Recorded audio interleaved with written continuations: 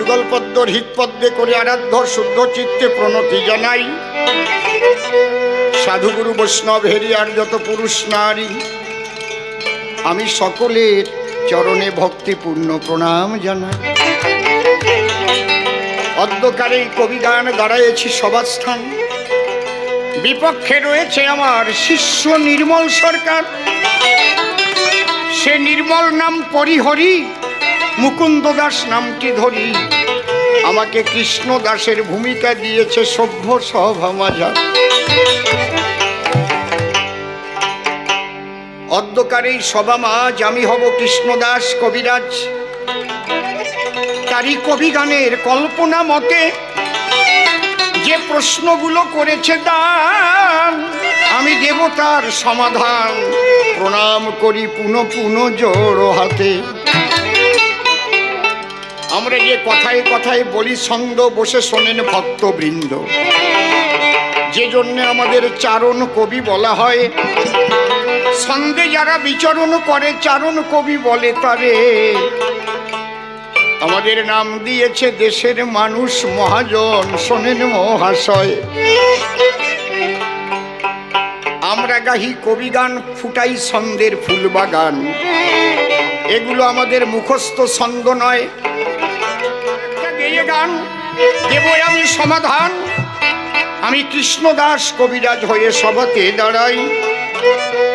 অন্ধকারে কবিগানে প্রণাম করি তার চরণে, সেই মহাজনের কৃপা দৃষ্টি চাই।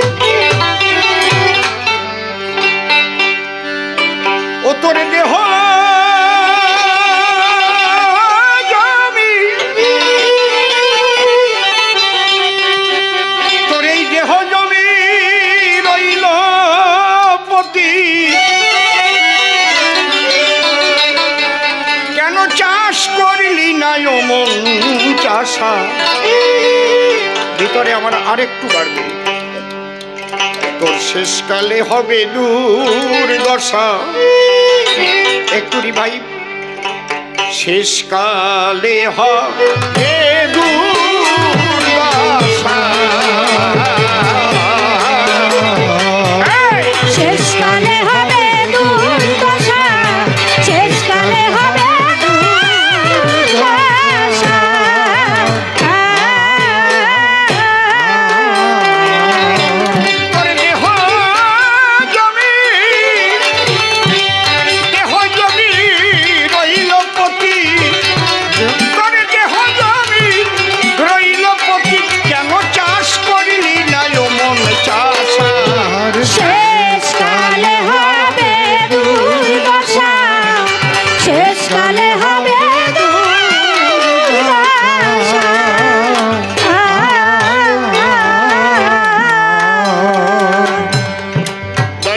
সবার সাক্ষাতে এই জমি চাষ দিতে কি লাগে মা?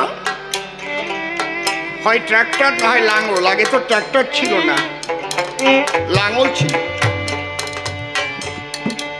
শুধু লাঙল হলে কি হতো, তার সঙ্গে গরু যুক্ত হতো, তাই তো নাকি? তারপরে জমি চাষ দিতে হতো। তাহলে আমাদের দেহ জমি চাষ করতে গেলে আমাদেরও কিন্তু সেই গরু লাগবে, বলদ গরু। 6টি বলদ আছে ঘরে, সিদ্ধ নেড়ে নাংলা করে। 6টি বলদ আছে ঘরে, সিদ্ধ নেড়ে নাংলা করে।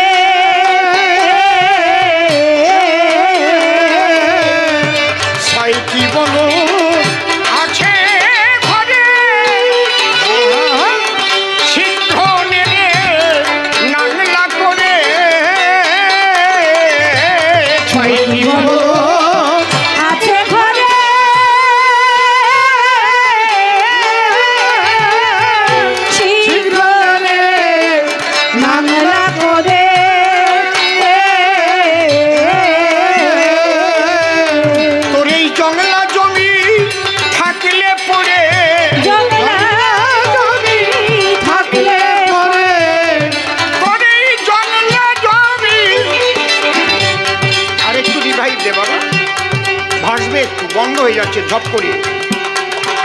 ও তেরে জঙ্গলা জমি, আরে কই কই কই কো জঙ্গলা জমি থাকলে পড়ে, জঙ্গলা জমি থাকলে পড়ে। এইগুলোকে না আমার একটাই, ওরে হবে রে কালকে উড়ের বাসা। আর শেষকালে হবে দুর্দশা, শেষকালে হবে দুর্দশা।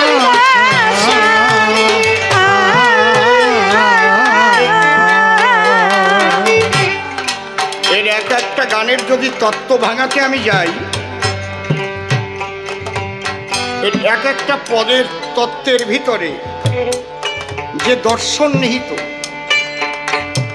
2-4 ঘন্টার কমে তা হবে না ভাই। তবে আমি আকার ইঙ্গিতে বলবো আপনাদের সাক্ষাতে। আর একটা কথা মনে রাখবেন আপনারা, যে ধর্মকথায় বিশ্ব মানবের কল্যাণের কথা নেই, সেটা কখনো ধর্মকথা নয়, সেটা কারো স্বার্থ চরিতার্থের কথা হবে। মনে রাখবেন আপনারা, আমার এই জায়গাটা আপনারা ধরুন। পৃথিবীর সমস্ত জনগণ যখন ধর্মকথা হবে, যে কোনো ধর্মকথা, হিন্দু ধর্মকথা হোক, ইসলাম ধর্মের কথা হোক, খ্রিস্টান ধর্মের কথা হোক, তাতে শুধু মুসলমানের নাম, হিন্দুর নাম, বিশ্ব মানবের কল্যাণ থাকবে, তবে ওটা খাঁটি ধর্মকথা। এবার দেখুন আমার এই ধর্মকথার মধ্যে তা আছে কিনা, না থাকলে আমাকে কান ধরে এখান থেকে টেনে নেমে দেবেন। এই যে দেহের মধ্যে 6টা বলদ আছে, অসীম সরকারেরও আছে, মনসুর আলীরও আছে। 6টা বলদের নাম কি? কাম, ক্রোধ, লোভ, মোহ, মদ, মাৎসর্য, যাকে বলে ষড়ঋতু। তাহলে পৃথিবীর প্রত্যেকটা মানুষের মধ্যে আছে কাম, প্রত্যেকটা মানুষের মধ্যে আছে ক্রোধ। এখানে কোনো ধর্মের বিচার আছে কি? আমা বলো আছে কি যে হিন্দুদের শুধু কাম আছে, খ্রিস্টানদের নাই? এরকম হবে? তাহলে কাম, ক্রোধ, লোভ, মোহ, মদ, মাৎসর্য, একে বলে ষড়ঋতু। তুমি যত বড় মাপের মানুষ হও, যদি কামকে কন্ট্রোল করতে না পারো, কামে তোমার বদনাম হবে, কেউ ঠেকাতে পারবে না। যত বড় মাপের মানুষ হবে, তোমার ক্ষমতা তত বড় হাতে পাবে, তোমাকে মানুষ ভয় পাবে। ভীতির সঞ্চার দেখিয়ে তুমি কাম চরিতার্থ করবে। যদি তোমার কাম কন্ট্রোল না করতে পারো, সে তুমি যেখানকার মানুষ হও না কেন, যে ধর্মের মানুষ হও, তাহলে কামকে কন্ট্রোল করার পদ্ধতি কি?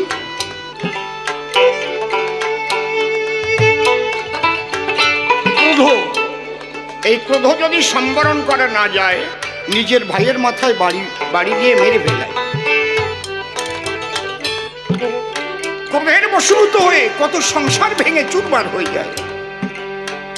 ক্রোধ সম্বরণ করতে পারে না। লোভ, লোভ আরো মারাত্মক।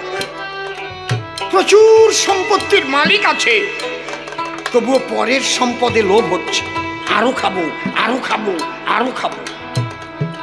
এর দ্বারা কি হয়? বড় বড় মানুষকে উচ্চ আসন থেকে ধুলায় লুণ্ঠিত করে দেয়। লোভ। সি সি সি সি। এই লোভকে কি করে আপনি সামলাবেন? মোহ আঠার মতো লেগে যায়। মত, নিজেকে বড় মনে হয়, আমার মতো আর কেউ নেই, যায় সারা আমি সব, যা অহংকার, हम सबसे बड़ा है। মাৎসর্য মানে আভিজাত্য, আমি বিরাট বংশের ছেলে, চিনিস না আমাকে? আরে বাবা, আমি চট্টোপাধ্যায়ের ছেলে। কিন্তু তোমার মধ্যে কৃষ্ণ ভক্তি নেই। রয়েছে কার মধ্যে? একজন মেথরের ছেলের মধ্যে আছে, মুচির ছেলের মধ্যে আছে, রুইদাস মুচি। তাহলে এই যে 6টা রিপু আছে, 6টা রিপুকে কন্ট্রোল করতে হবে। তাহলে এদের পরিচালনা করে কে? আগে তাকে কন্ট্রোল করতে হবে। কায়দা আছে বাবা। এদের পরিচালনা করে তার নাম মন। আধুনিক বিজ্ঞানে, মেডিকেল সায়েন্সে দেহ কেটে খণ্ড খণ্ড করলে ওই 6টা রিপু খুঁজে পাবেও না, মনকেও কোনোদিন খুঁজে পাবে না। পাবে? কি অদ্ভুত জিনিস, মনকে কেউ খুঁজে পাবে না, কিন্তু মন আছে। মন চঞ্চল হয়ে উঠছে, মনের মানসিকতা কখনো খুব ভালো হচ্ছে, কখনো মন ক্রোধের উপর ভর করছে, লোভের উপর ভর করছে। আর এই কাজগুলো করবার জন্য 10টা ইন্দ্রিয় আছে, চক্ষু, কর্ণ, নাসিকা, জিহ্বা, ত্বক, হস্ত, পদ, গুহ্য, লিঙ্গ, পাক। এটা হচ্ছে 5টা কর্মেন্দ্রিয় আর 5টা জ্ঞানেন্দ্রিয়। যখন কামের ক্ষুধা নিবৃত্ত করতে চায় মন, সেই কামেন্দ্রিয় আছে, হাতকে অর্ডার দেয়, ধরে নিয়ে আয়, ওই যুবতী মেয়েটাকে ধরে নেয়, আর ছুটতে ছুটতে দেহ যায়, ওকে ধরে নিয়ে চলে আসে। কামেন্দ্রিয় তখন সক্রিয় হয়ে ওঠে, কারণ মন তার উপরে ক্রিয়াশীল হয়। যতক্ষণ মন কামেন্দ্রিয়ের উপরে ক্রিয়াশীল না হয়, ততক্ষণ কিন্তু কামেন্দ্রিয় কি ভালো মানুষ, কিচ্ছু বোঝে না, টুনটুনি পাখির বাচ্চা। যখনই মন ওর উপরে ভর করলো, বাবা রে বাবা, তখন রূপ কি হয়ে দাঁড়ালো? হ্যাঁ, কায়দা আছে, তত্ত্ব কথা শুনে যান। তাহলে আগে মন কন্ট্রোল করতে হয়, ওই উপরের শ্বাস পোশাকে নয়। মন কন্ট্রোল হয় সাধনার দ্বারায়। সেই সাধনা শিখাবে কে? গুরুদেব। এই জন্যই দীক্ষার প্রয়োজন। শ্রী গুরু প্রেমানন্দ একবার হরি হরি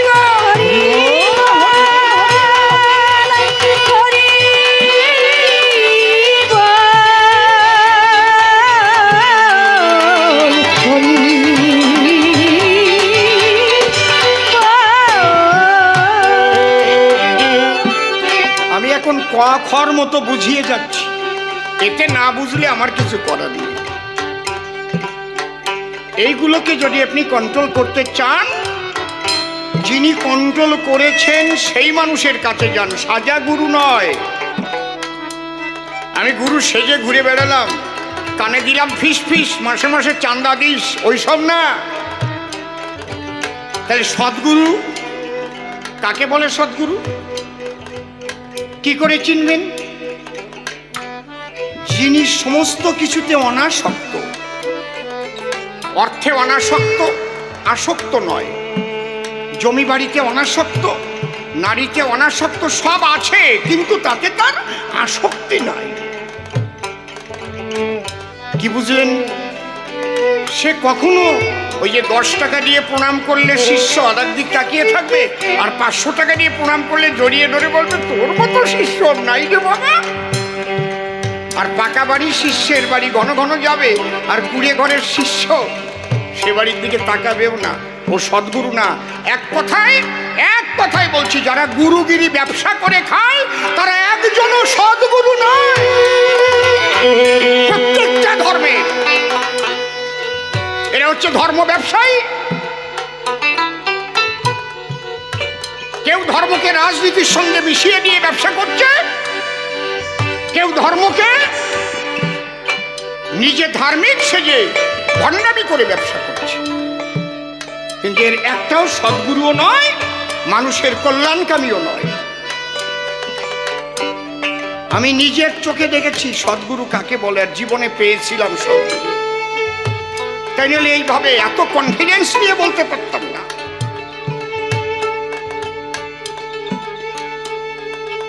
আজ থেকে 42 বছর আগে প্রথম যখন বৃন্দাবনে গিয়েছিলাম, যে গোবিন্দ মন্দির, ঔরঙ্গজেব যে মন্দিরের মাথা ভেঙে দিয়েছিল, 12.5 মণ ঘিয়ের প্রদীপ জ্বলত অলওয়েজ ওই মন্দিরের উপরে। আগ্রা থেকে দেখে বললো ওটা কিসের অত বড় আলো? বলছে ওটা গোবিন্দ মন্দির বৃন্দাবনে, বিরাট আলো তো, 12.5 মণ ঘি সবসময়। বলে চূড়া ভেঙে দাও। ওটা সারেনি এখনো, সেই চূড়া ভাঙা অবস্থায় সেইভাবেই গুড়ি গুড়ি হয়ে পড়ে আছে। গিয়ে দেখলাম ওই মন্দিরের পাশেই থাকেন সনাতন গোস্বামীর ভজন কুটিরে ছিলেন একজন সদ্গুরু।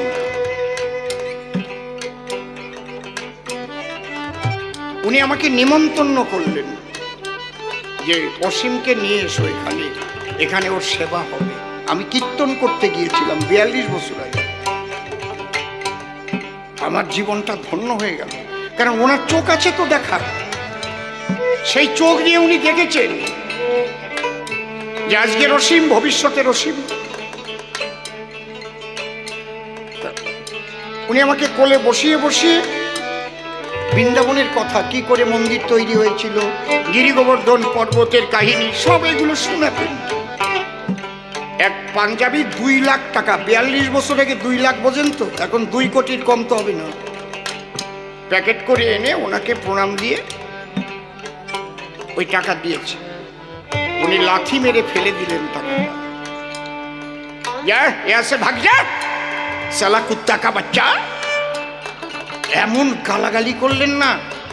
আর কি কি ভাবে উনি টাকা উপার্জন করেছেন সব বলে দিচ্ছে।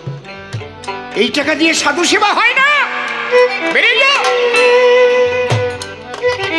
একে বলে সদ্গুরু। এত সোজা না, এরা গুরুগিরি ব্যবসা করে খায় না, এরা মানব কল্যাণের জন্য জগতে এসেছে। নিজের চোখে দেখেছি। তাহলে সদ্গুরু কে হবে? এক কথায় কি বুঝিয়ে গেলাম? যারা গুরুগিরি ব্যবসা করে তারা কখনো সদ্গুরু নয়। যে কোনো ধর্মীয় সম্প্রদায়ের মধ্যে সদ্গুরুকে, যিনি অনাসক্ত। আমার গুরুদেব ভবা পাগলার কাছে বসে আছে বহরমপুরের বড় দারোগা। উনি পাগলের শিষ্য ছিলেন, অনেক আগের কথা বলছি। উনি 10,000 টাকা একটা বান্ডিল এনে পাগলের হাতে দিয়েছেন। পাগল নিয়ে অশ্রদ্ধা ভরে পাশার তলায় রেখে দিয়েছে আর হারমোনিয়াম বাজায় গান গাচ্ছে। এরপরে এক ভক্ত আসছে, খুব গরিব, 10টা টাকা কুচিমুচি করে নিয়ে এসে চোখের জল দিয়ে পাগলকে দিল। পাগল ওই টাকাটা হাতে নিয়ে ও বলছে, দেখ দেখ দেখ আমার ভক্ত কত কষ্ট করে 3 মাস বসে 10টা টাকা জোগাড় করে নিয়ে এসেছে। দেখ দেখ তোর এই টাকার মধ্যে প্রেম আছে, ভক্তি আছে, ভালোবাসা আছে। আর ওই দারোগা ও কত দিছিল? 10,000। এবার ওই যে টানিয়ে বের করে কয়, ওটা পাশার তলায় রাখছি কেন? এটা ঘুষ খাওয়ার টাকা। ওই টাকা দিয়ে ভবা পাগলাকে কেনা যায় না রে শালা, তোর টাকা দিয়ে নে। আরে সদ্গুরু দেখেছি আমি, তার কাছে থেকে মানুষ হয়েছি। তাহলে প্রত্যেকটা ধর্মের সদ্গুরুদের, প্রত্যেকটা ধর্মের মানুষকে শিক্ষা দেওয়া উচিত। মানুষকে কেউ হিংসা করো না, সবাই আমরা মানুষ হয়ে জন্ম নিয়েছি। মানুষকে মানুষ ভালোবাসো, প্রেমের দ্বারা সবাইকে আপন করে নাও। এই শিক্ষা দাও। গুরু যে কেন লাগে রে বাবা? 6টি বলো আছে ঘরে, শিক্ষণে রে নাগলা করে। 6টি বলো আছে ঘরে,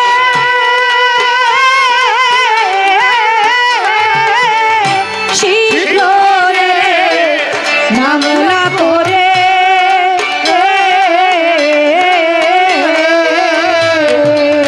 জঙ্গলা জমি থাকলে পড়ে, জঙ্গলা জমি থাকলে পরে, করে জঙ্গলা জমি, জঙ্গলা জমি থাকলে পড়ে হবে রে কাল কেউ রে বাসা। শেষকালে হবে দুর্দশা, শেষকালে হবে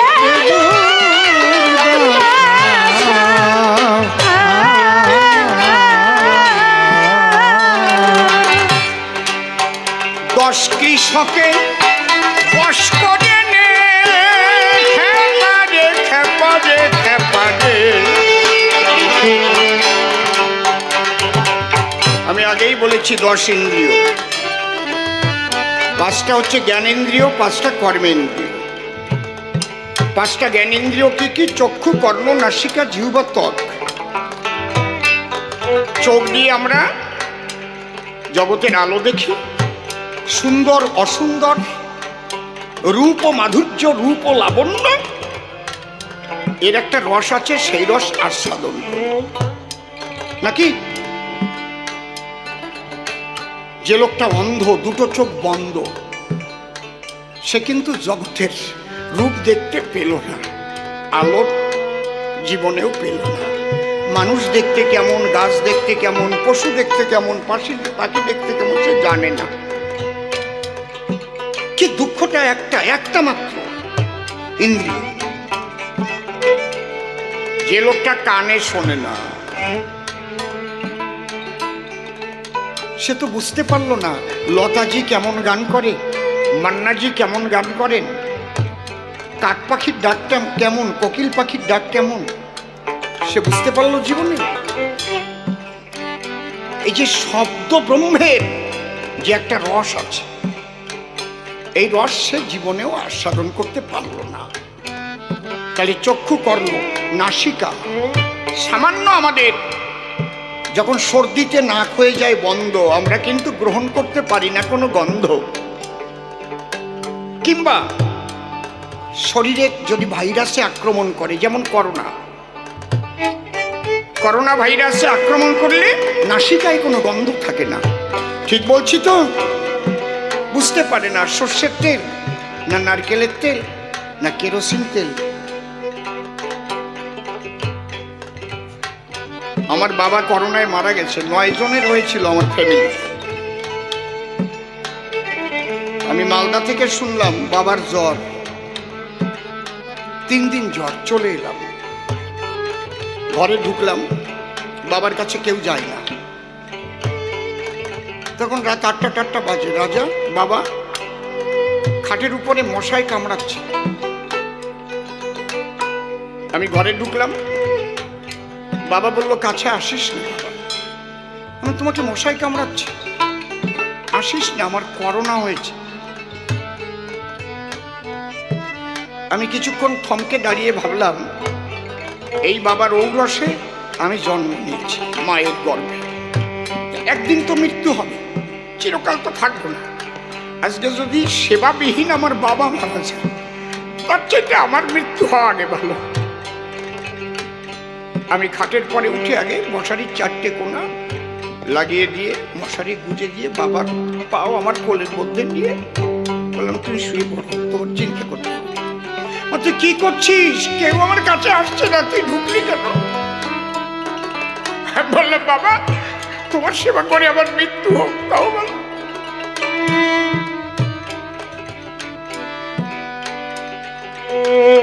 সেবা করেছি কিন্তু বাবাকে বাঁচাতে পারিনি। অনেক বয়স ছিল তো, হার্টে অপারেশন ছিল।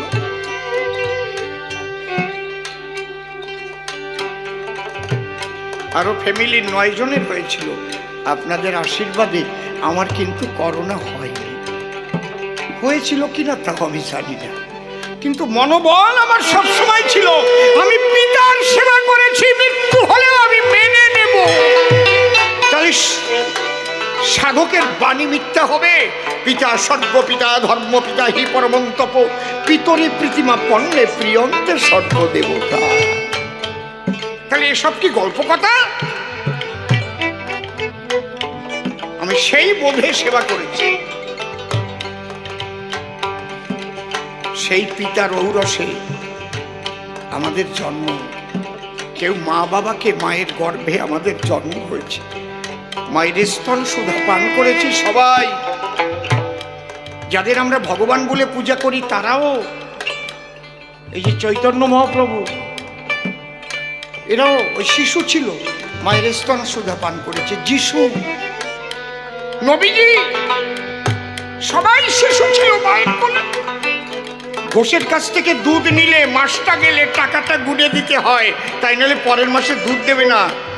মা কি কোনোদিন চেয়েছে যে আমার রক্ত দিয়ে তোমার দেহ তৈরি করে, আমার বুকের দুধ তুমি খেয়েছো, দাও তার মূল্য দাও? চেয়েছে কি কোনোদিন? আমরা সেই মা বাবাকে কষ্ট দেই, সেই বাবাকে খেতে দেই না আমরা। আর সাধু সাজি আমরা।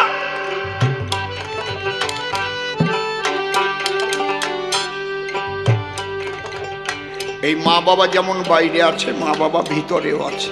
পিতৃধন, ওই ধনকে রক্ষা করার কৌশল গুরু শিখায়। ওই ধন বেবিচারে নষ্ট করলে কি হবে? তোমার সাধন ভজন নষ্ট হয়ে যাবে, তোমার দেহটা অকালে ভেঙে যাবে। সংসার করারও পদ্ধতি আছে। এই জন্য বাবা হরিচাঁদ ঠাকুর বলে গেছেন, লয়ে নিজ নারী ব্রহ্মচারী সচ্চরিত্র রবে, হাতে কাম মুখে নাম সদা সত্য কথা কম। পরসতী পরপতি কভু না স্পর্শিবে, তুমি না ডাকিলে হরি তোমারে ডাকিবে। সত্যবাদী জিতেন্দ্রীয় হইবে কোজেই, না থাকুক তার ক্রিয়াকর্ম হরি তুল্য সেই। এগুলো হচ্ছে ধর্মীয় দর্শন।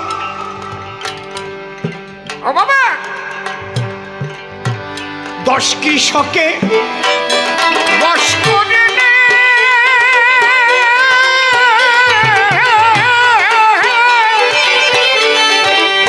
চাঁদকে যদি রসের গুণে,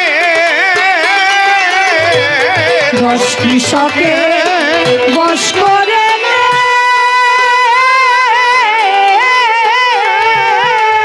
চাঁদে যদি রসের গুণে,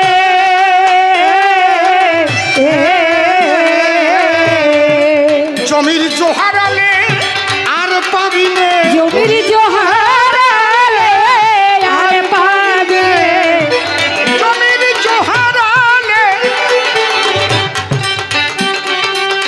এই জমিতে এখন চাষ দেওয়া যাবে কি? এই জমির যে পরিস্থিতি আছে, এটা চাষ দেওয়া যাবে কি? রস লাগবে, রস, জো। এটা কৃষকরা ভালো বোঝে। তাহলে সাধন ভজনের সময় কোনটা? যৌবনকাল, যখন জমিতে রসের ভার হয়। যেমন ভাদ্র মাসে নদী ভরে যায়, টুপুটুপু হয়ে যায় সব নদীগুলো, ঠিক আমাদেরও যৌবন কালে দেহ একদম টুপুটুপু হয়ে যায়। ওই টাইমটা হচ্ছে সাধন ভজনের টাইম।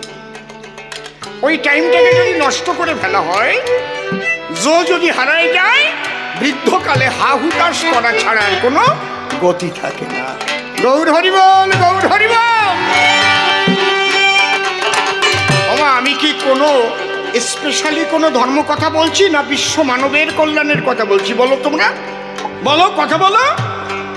এই কথাগুলো বিশ্ব মানবের কল্যাণের জন্য তো নাকি? নাকি আমি হিন্দুদের জন্য বলছি শুধু? সমস্ত হিন্দু, মুসলমান, খ্রিস্টান, বৌদ্ধ, শিখ, জৈন, পার্সি, যারা এই বিশ্ববাসী, প্রত্যেকের এই কথাগুলো কাজে লাগবে, তবেই তো ধর্ম কথা। তাহলে 10 কৃষকে বশ করে নে, চাষ দে জমি রসের গুণে। এই জমির জোহারালে আর পাবি নে, জোহারালে আর পাবে, ওরে জোহারালে। এই একই কথা সাইজি কি বললেন, লালন ফকির কি বললেন? সময় গেলে সাধন হবে না, বলেনি? সময় গেলে সাধন হবে না। একই কথা, A+B² সূত্র। কেনিংয়েও যা, সারা পশ্চিম বাংলায় তা, সারা ভারতবর্ষে তা, London, America, Japan, Holland, Poland, Netherland, Belgium, যেখানে যাবা, ব্রিটেন, সব জায়গায় আর এরে কয় ধর্ম কথা। জয় রাধে, জয় রাধে। এই জমির জোহারালে আর পাবি নে, জোহারালে আর পাবে, জমির জোহারালে, জমির জোহারালে আর পাবি নে, জোহারালে আর পাবে,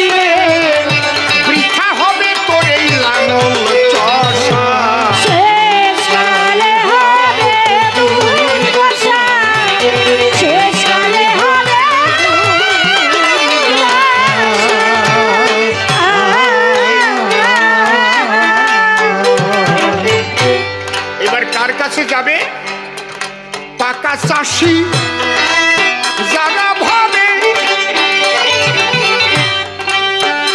যারা বুদ্ধিমান মানুষ রোগ ব্যাধি হলে দেখবেন যারা পাশের ডাক্তার, ভালো ডাক্তার, স্পেশালিস্ট, তাদের কাছে যায় চলে। খেতে হয়তো বৈদ্যের বড়ি খাই, বুঝতে পারছেন কি বলছি? কোন রকম অসুবিধা বুঝলে একদম জায়গা মতো গিয়ে চেক আপ করে নেবেন, মাস্টার চেক আপ করে দেখে নেবেন আপনার শরীরটা কেমন আছে। অ্যাপেলো, মেডিকা, ফর্টিস থেকে আরম্ভ করে যত বড় বড় হসপিটাল আছে তার বড় ডাক্তার ছাড়া কখনো দেখায়নি। কোনো অসুবিধা হলে সেখানে চলে যাচ্ছে। তাহলে তাদের কাছে যাবে যারা এই সম্পর্কে অভিজ্ঞ। এখন কেউ যদি নকল করে পাশ করে, আমি সেইটা কিন্তু আমি জানি না। আজকাল নকল গুরুও যেমন, ওইরকম নকল সব দিকে আছে। মানে কোনটা আপনার ভাগ্যে বাঁধবে তা আমি জানি না। মানুষ এত চালাক হয়ে গেছে না, মানুষের শত্রু মানুষই হচ্ছে। এখন ভূতের ভয় নাই রে বাবা, ভূত তো হারাই গেছে, এখন মানুষের ভয় নাকি? কোন মানুষ কার ক্ষতি করে বসবে কোন জায়গা দিয়ে, এইটাই সবচাইতে বেশি ভয়। তাই আমার গানে কি আছে, পাকা চাষি যারা ভাবে, বাবা বাবা তার কাছে চাষ শিখতে হবে। পাকা চাষি যারা ভাবে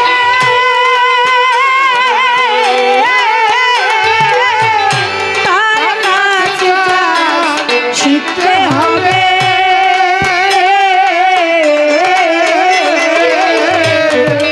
পাকা চাষি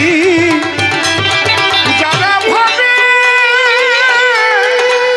ভাবে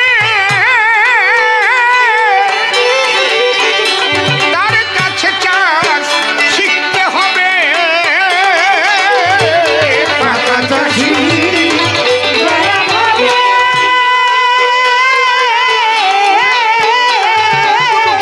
তার কাছে শিখতে হবে।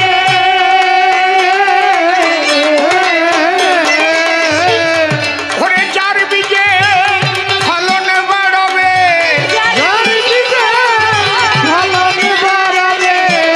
ঘরে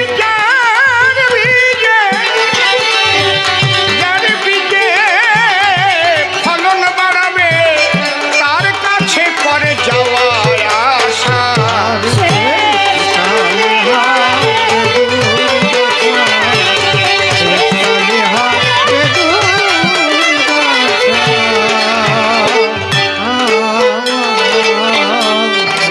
আরে গৌর কাজল, খুব লক্ষ্য করে শোনেন এই পদগুলো। গৌর কাজল বীজের গোড়া, গৌর কাজল কে বলে গেছে? বলে গেছে চাষি গোড়া শ্রীমান মহাপ্রভু। গৌর কাজল মানে কি? শ্রীমতী রাধারানী গৌর বর্ণা আর শ্রীকৃষ্ণ কালো, এই দুইয়ের মিলনেই রাধা অঙ্গ কৃষ্ণ অঙ্গ মিলে হলো শ্রী গৌরাঙ্গ। প্রেমানন্দে হরি নামে জগৎ মাতালো।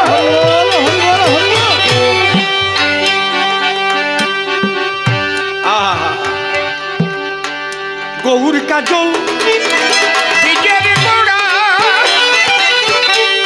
ওরে বলে গেছে আমার চাষি গোড়া। গৌর কাজল বীজের গোড়া